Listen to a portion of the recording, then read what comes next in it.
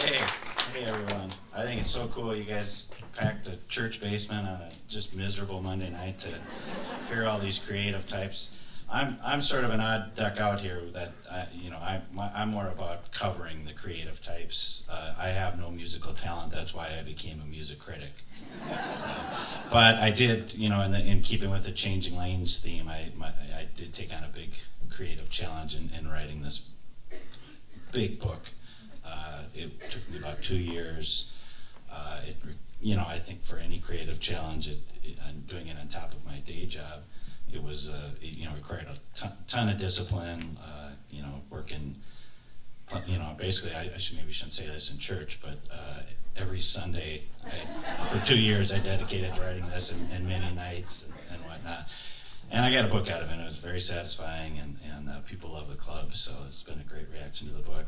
I thought I would read a couple passages.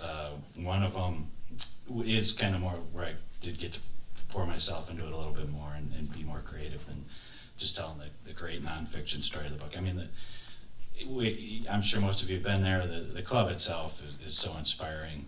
So that, in a creative sense, was very satisfying. But this is the preface of the book, talking about my first time at the club. I'm not sure if these bands will register with a lot of you. I didn't see too many metalheads out there. But this is about my first show, from the preface. My first time through the curved entryway nearly ended with my buddy suffering a concussion. I made my virgin trip to First Avenue to see Anthrax in Metal Church in June 1986 at the ripe metalhead age of 14. Heading over from East St. Paul with my friend since birth, Mark Duford, who still goes to a lot of shows with me, was scary and exhilarating. The club's all-black interior was especially dark and grimy in those days, or maybe it just seemed that way. Mark and I got right up front and sat on the ledges that at the time were attached to the stage. We sang into Joey Belladonna's microphone when Anthrax encored with Anarchy in the UK. At the end of Metal Church's set, Duke Erickson unstrapped his bass and started swinging it around wildly, striking Mark right in the forehead. Like Beavis to Butthead, I guffawed at my friend as my friend fought off tears through the pain. I thought I had just witnessed one of the coolest things in my life. Mark turned out fine, but I've never been the same.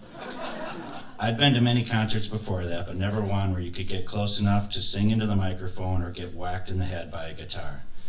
We quickly graduated from metal to punk and went to First Avenue every month or two after that, since all ages shows were commonplace at the time.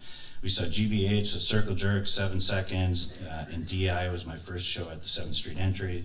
We caught Soul Asylum when they returned home for Thanksgiving on the Hang Time Tour. We had plans to hear our favorite local band, Husker Du, in December 1987, but one of us had to work his crappy dishwasher job that night. We figured we'd catch them the next time. Of course, there was no next time.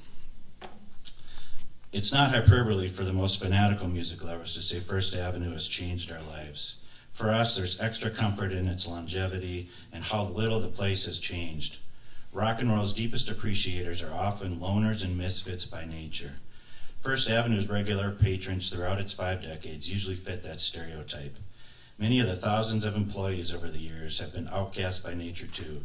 From General Manager Steve McClellan on down to the tall kid hired last week to carry the box of beer on his head through the packed Mainroom dance floor.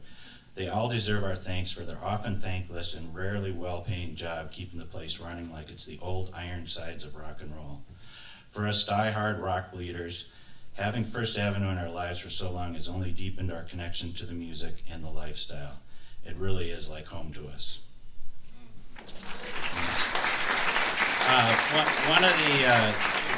Talking about the discipline it required, it was about 8 months before I was supposed to be done with this book, Prince died, which obviously changed what I was writing in the book a lot. It also, my day job writing for the Star Tribune, this was the biggest story of my career and on our beat, and suffice it to say I didn't get the book done in 8 months.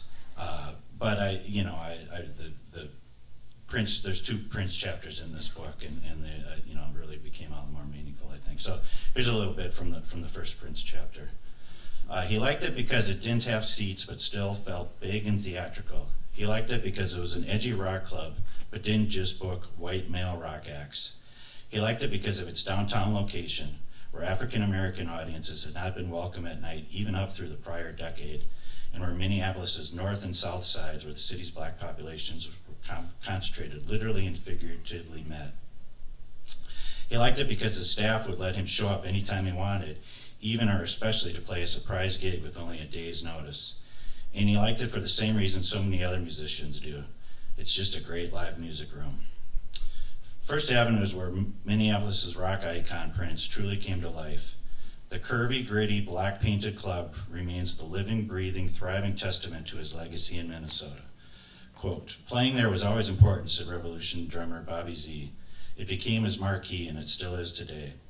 Prince's early bassist and childhood friend Andre Simone added, "First Avenue was a game changer to his whole reality."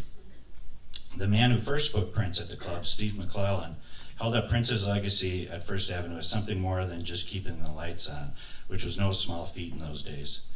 Quote, "It was so exciting in the early 80s to see Prince mix the audiences, the racial diversity he brought into the club. I had never seen that before to that level."